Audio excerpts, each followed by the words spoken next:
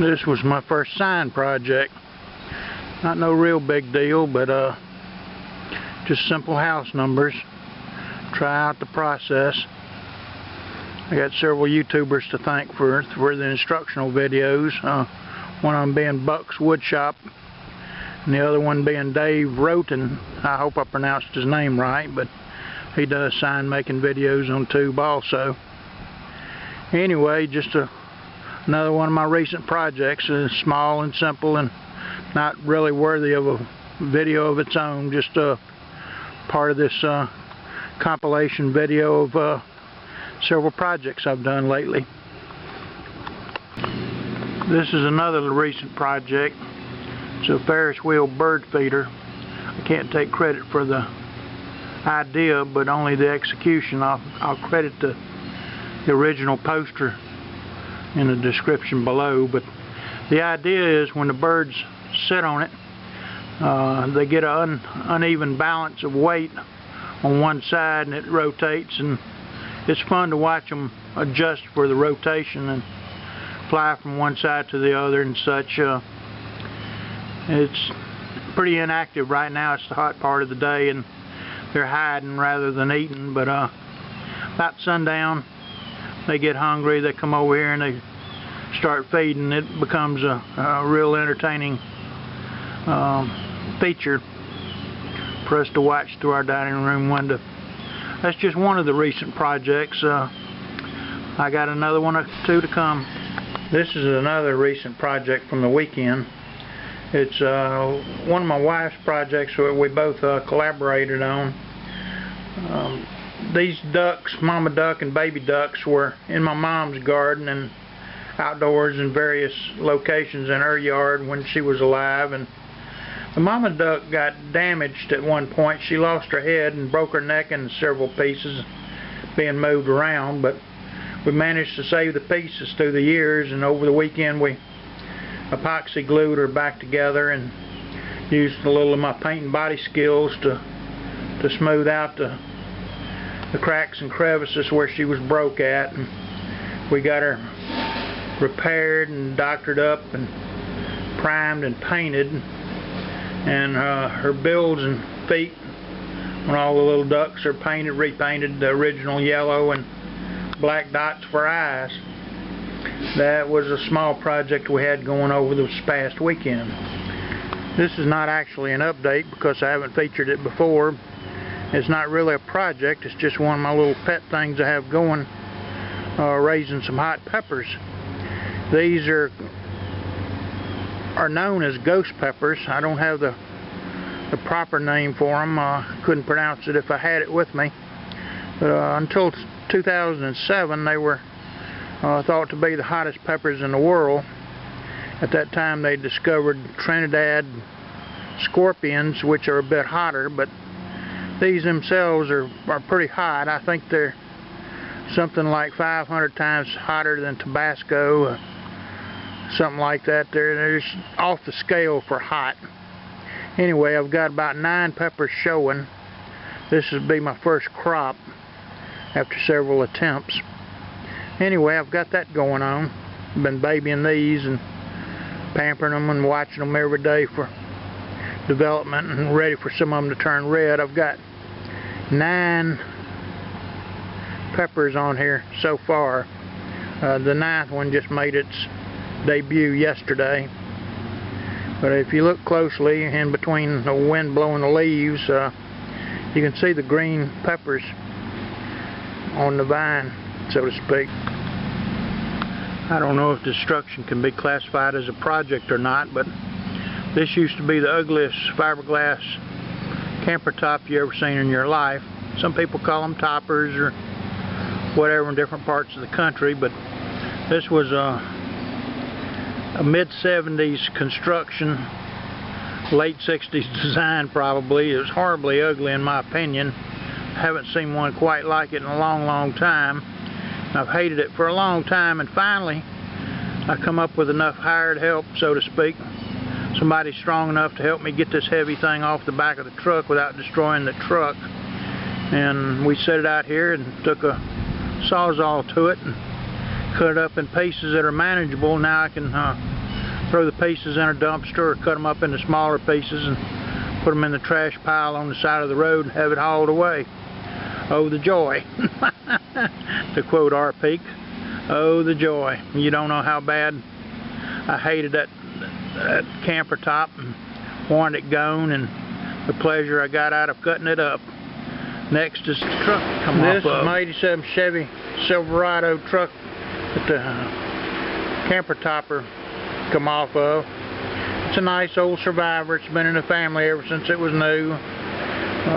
It's got a coat of dust on it right now. It's sitting next to a magnolia tree, and the yard guys just come and blew up a load of dust over everything. They don't wash our cars when they leave. That's left up to me. So anyway, the dust is freebie. But that's my old truck. It runs pretty good. Got relatively low miles for an 87.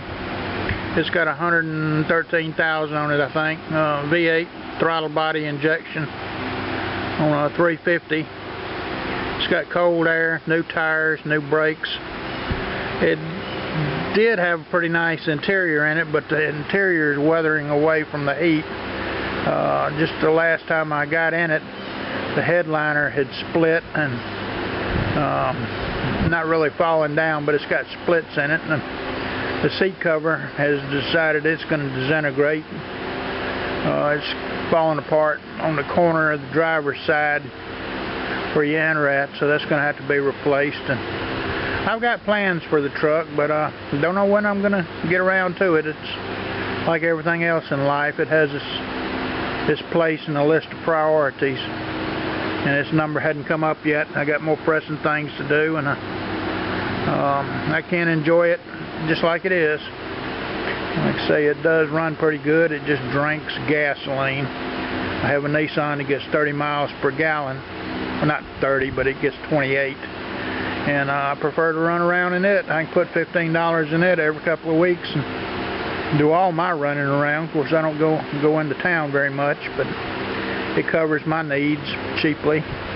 But I keep this one running, keep it in as good a shape as I can, because it does have the motor to pull a trailer. If I need to pull my big utility trailer loaded down with lumber, concrete blocks or something, this thing does have the power to pull it around a lot better than the Nissan does.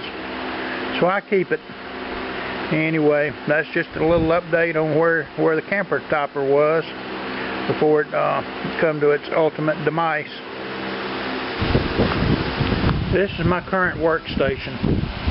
This is where I piddle with my projects, take things apart, put them back together. I throw the miter saw up on there and cut lumber. It gets all kinds of use and abuse.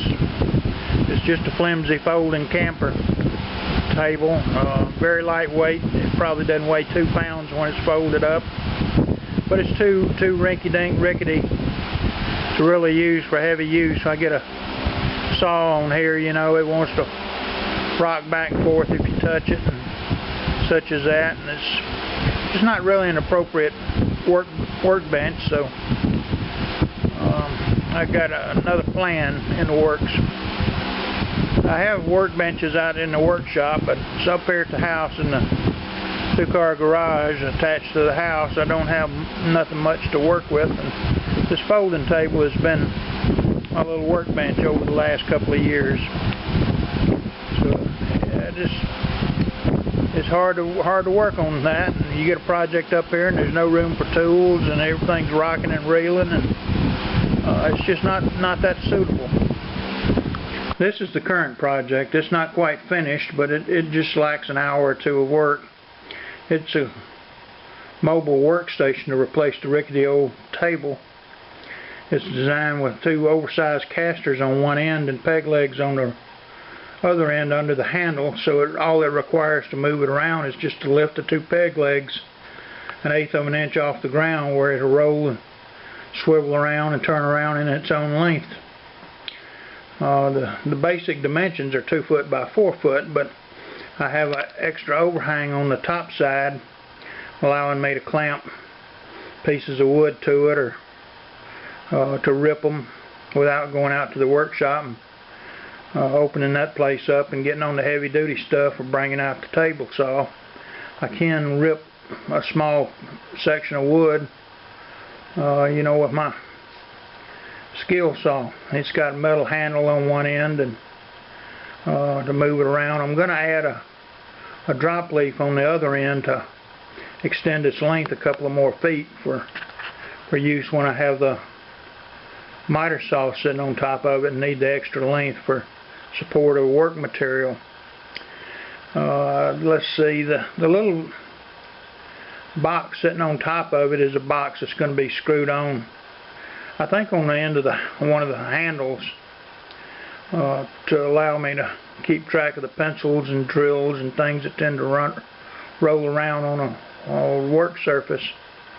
It's not really for nuts and bolts and stuff, just the stuff that rolls all around. I keep nuts and bolts in a separate container every time I'm working, so that won't be an issue. Somewhere in between the two handles I am going to put two outlets with two gang outlets on there.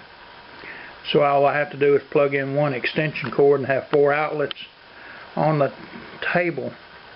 That'll allow me to keep several drills and saws and etc. attached and plugged in and ready to use. All I have to do is lay them down and pick them back up when I'm ready to use them again. Don't have to deal with plugging and unplugging and the circus of snake pit of wires on the floor. I got a secondary shelf underneath for, you know, if I get busy enough with a large project, I can set my drills and saws under there as I work and keep them handy, or when I'm not working a project, I can store stuff there. It seems that most of the power tools you buy nowadays all come in a nice dedicated plastic carrying case, which I guess they're nice, but they do take up space that could be used for other things. But anyway, I have 4 or 5 nice new tools that have these carrying cases with them. I'm thinking about storing the Sawzall, the skill saw, the small grinder, and whatever else I have that's in a carry case. I'm thinking about storing the carrying cases on the secondary shelf when they're not in use. This is an idea I've had for a little while. I'm just now getting around to executing it. It's all leftover material. The handle, the metal rod, is something I had laying around, and the wheels, the about 6 or 7 inch casters that are on it, are from an old wheelchair. I disassembled 2 wheelchairs a while back and threw the carcass away, but I kept the large wheels and the small wheels. One of the large wheels was used on the Ferris wheel bird feeder, which worked out just perfect because I didn't have to even drill holes in it. It already had ready-made holes in the right places for it. Anyway, this I painted. Even the paint was left over, so to speak. Actually, it was discounted paint from the paint store. It was mist-tinted color that was on sale for $5 a gallon. I scarfed it up, and so was the primer I used under it. It was a bent can they sold for $5 a gallon. So the primer and the paint were both $5 a gallon, and I didn't even put a dent in a gallon of paint on either one.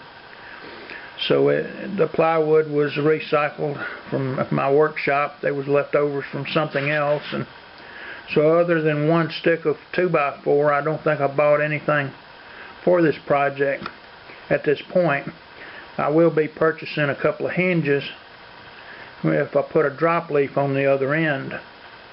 I don't believe I have any door hinges laying around that I can use, but when I come up with a piece of plywood, the right thickness and everything, I'm going to put a drop leaf on the other end, and that'll be another story for another day.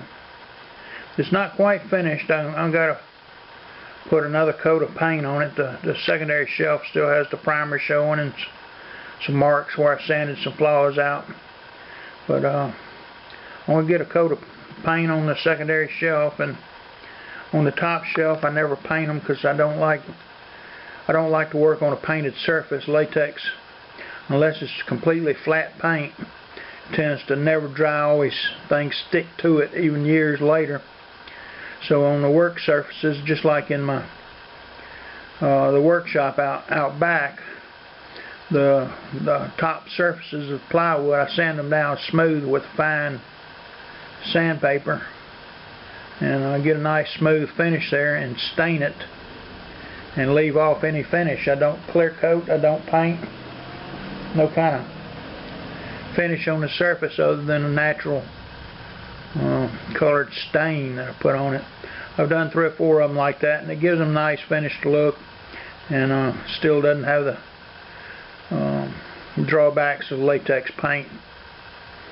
This is let's see, I guess the 4th workbench I've done.